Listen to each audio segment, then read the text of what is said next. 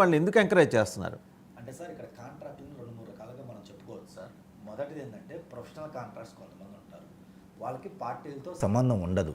ఏ party ఉన్నా ఏ అపోజిషన్లో ఉన్నా వాళ్ళ ఫండింగ్ అందరికి ఇస్తారు. ఎందుకంటే ఈరోజు ఒక గవర్నమెంట్ ఉంటుంది, రేపు మరో పార్టీ గవర్నమెంట్ వస్తే ఇంకో గవర్నమెంట్ వస్తుంది.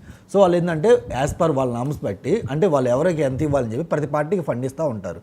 ఫర్ ఎగ్జాంపుల్ మెగా కాంగ్రెస్కి ఇస్తారు, వైసీపీకి ఇస్తారు, అలాగే టీడీపీకి ఇస్తారు, బీజేపీకి ఇస్తారు. ప్రతి పార్టీకి వాళ్ళు ఎంత ఇవ్వాలో వాళ్ళ ప్రైజ్ని బట్టి వాళ్ళు ఇచ్చుకుంటూ ఉంటారు.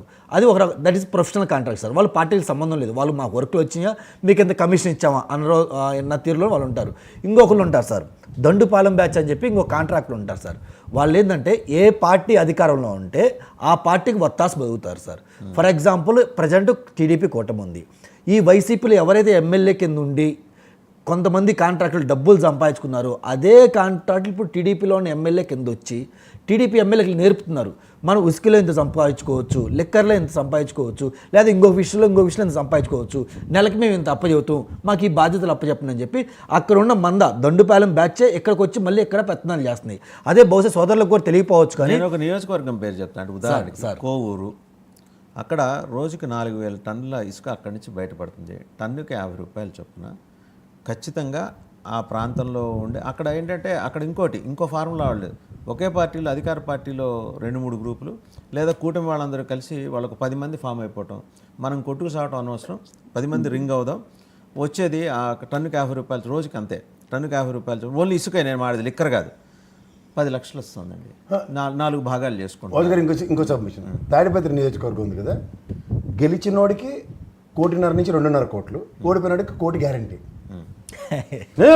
ఎన్ని చెప్పమంటారు సార్? కేఎస్ గారు ఐకమత్యం సార్, దానికి మరి నేను ఏంటంటే these are all the best.